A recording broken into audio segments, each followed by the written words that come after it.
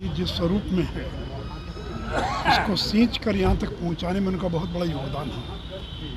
1956 से लेकर अपनी मृत्यु तक वो एक निष्ठ होकर दिन रात पार्टी के लिए काम करते रहे और हम सब लोग उन्हीं के बनाए हुए लोग हैं। आज भारतीय जनता पार्टी में हजारों ऐसे कार्यकर्ता होंगे जो उनके जीवन से प्रेरणा लेकर पार्टी का काम कर रहे हैं। तो आज उनकी पुण्यतिथि थी।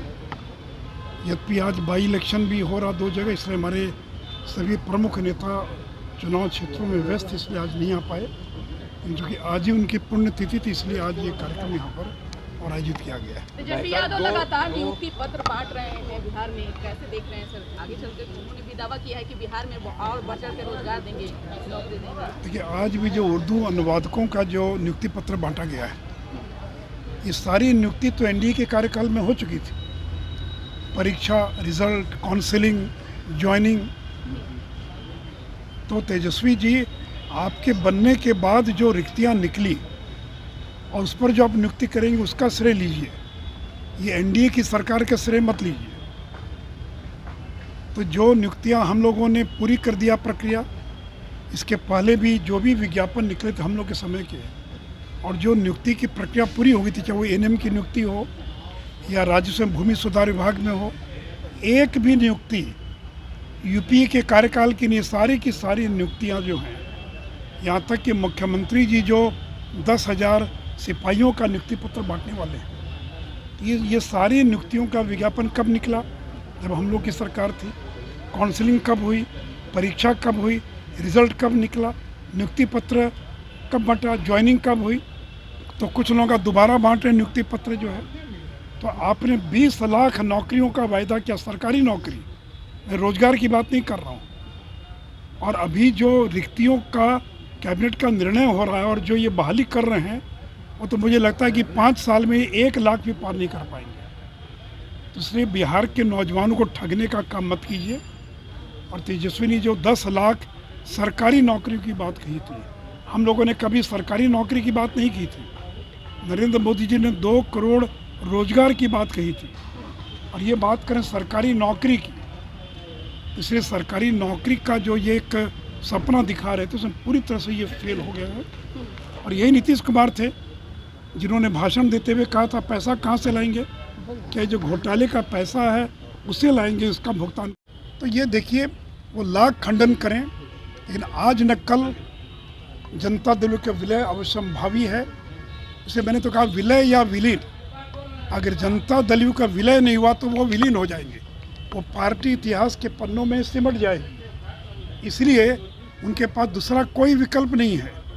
आज न कल जो जगता बाबू ने कहा कि वो नई पार्टी बनाकर तेजस्वी को बिहार की गद्दी सौंपेंगे और खुद देश की राजनीति करने चले जाएंगे। इसलिए मैंने कहा कि आप कहिए तो मैं रजिस्ट्री करने के लिए तैयार हूँ, मैं एफिडेविट करने के लिए तैयार हूँ। आज न कल ये होने वाला, ये होगा।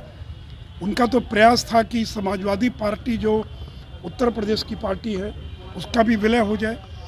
जो जनता पार्टी के जो पुराने घटक हैं, Biju Janata Dal, Indian National Lok Dal, JDS, RJD, JDU, Samajwadi party, इन सभी पार्टियों का विलय हो जाए।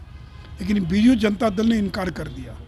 जेडीएस जो वो केसीआर के साथ चली गई, उसको इस विलय में कोई फ़ायदा दिखाई नहीं पड़ता है। समाजवादी पार्टी की भी संभावना नहीं है कि वो इसमें आएगी, क्योंकि उनको लगता है कि इस विलय में आने से उनको कोई लाभ नहीं है। और नीतीश जी भूल गए कि 2015 में भी उन्होंने विलय का प्रयास किया था। नीतीश जी बताएं कि मुलायम सिंह यादव के साथ उनकी क्या बातचीत हुई थी। मुलायम सिंह यादव को नई पार्टी समाजवादी पार्टी का अध्यक्ष बनाकर और जनता दल के विलय का निर्णय हुआ था कि नहीं हुआ था। लेकिन संपत्ति के बंटवारे को लेकर उस समय की वार्ता टूट गई थी। इसलिए आज न कल बाकी दलों का विलय हो ना हो, लेकिन आरजेडी और जेडीयू का विलय ये अवश्यंभावी है। इसे नोट कर लीजिए, लिख लीजिए। लाख उनको क्या मालूम है, जो लोग बोल रहे हैं उनको मालूम है क्या? उनको ये भी मालूम था क्या कि गठबंधन आरजेडी के साथ होने जा रहा है? तो इसीलिए ये आज न कल ये विलय होगा, और नहीं विलय होगा तो पार्टी विलीन हो जाएगी। इसलिए विलय या विलीन, यही 2 विकल्प है नीतीश कुमार के सामने। या तो विलय करो या पार्टी को विलीन कर दो, हमेशा के लिए पार्टी विलीन हो जाएगी। Thank you. करेंगे। इसलिए देखिए जनता को धोखा दे रहे हैं, लेकिन बिहार के नौजवान धोखे में नहीं आने वाले हैं। अभी तक 7वें चरण की बहाली का क्या वो पता ही नहीं है, तो सारी बहालियाँ रुकी हुई हैं। और ये कोई 10 लाख तो क्या, ये लाख भी बहाली कर दें तो बहुत बड़ी बात होगी। सर मोकामा में जो चुनाव हो रहा है, मोकामा में झड़प देखने को मिला है, जिस तरीके से सुबह से खबर भी आ रही है, अभी कुछ देर पहले मोकामा के बारे में एक जो सूचना मिली वो बहुत ही दुखद है कि बिहार सरकार के मंत्री सुरेंद्र यादव जो हैं वो चुनाव क्षेत्र में घूमते हुए पाए गए, लोगों से वोट मांगते हुए पाए गए, जबकि नियम है कि चुनाव के 48 घंटा पूर्व कोई भी बाहर का व्यक्ति चुनाव क्षेत्र में नहीं रह सकता, और वह भी एक मंत्री। तो सुरेंद्र यादव को इतिहास बूथ लूटने का रहा है। इसके पहले भी इन्होंने ये बूथ लूटते रहे, बेला में हो या गया के अंदर, तो फिर इनको लगता है कि पुराने दिन लौट कर आ गए। लेकिन देखिए, ये लाख जतन कर लें, सरकारी मशीनरी का दुरुपयोग कर लें, हेलीकॉप्टर से घूमकर प्रचार करें, दोनों क्षेत्र में जो अभी तक की रिपोर्ट हम लोग को मिल रही है, भारतीय जनता पार्टी गोपालगंज और मोकामा दोनों जगह इतिहास रचने जा रही है। गोपालगंज में 5वीं बार चुनाव जीतेंगे, और मोकामा के अंदर जो लोगों को लगता था कि छोटे सरकार कभी हार नहीं सकते हैं, इसलिए इस बार छोटे सरकार भी चुनाव हार जाएंगे, उनकी पत्नी चुनाव हार जाएगी और वहाँ पर कमल खिलेगा। उपेंद्र कुशवाहा ने दावा किया है कि बीजेपी के कई एमएलए संपर्क में हैं, जेडीयू के कई एमएलए जेडीयू के संपर्क में। कैसे देखती हैं? देखिए, मैं तो, आप अगर कहिए तो मैं एफिडेविट करने के लिए तैयार हूँ या रजिस्ट्री करने के लिए तैयार हूँ कि आज न कल दोनों पार्टी का मर्जर होगा। अगर मर्जर नहीं हो, अगर होने की बात होती तो राष्ट्रीय जनता दल की राष्ट्रीय कार्यकारिणी ने तेजस्वी यादव को क्यों अधिकृत किया कि अगर चुनाव चिन्ह बदलने की आवश्यकता हो या पार्टी का नाम बदलने की आवश्यकता हो तो कार्यकारिणी की बैठक बुलाने की आवश्यकता नहीं है। अधिकृत कर दिया गया लालू यादव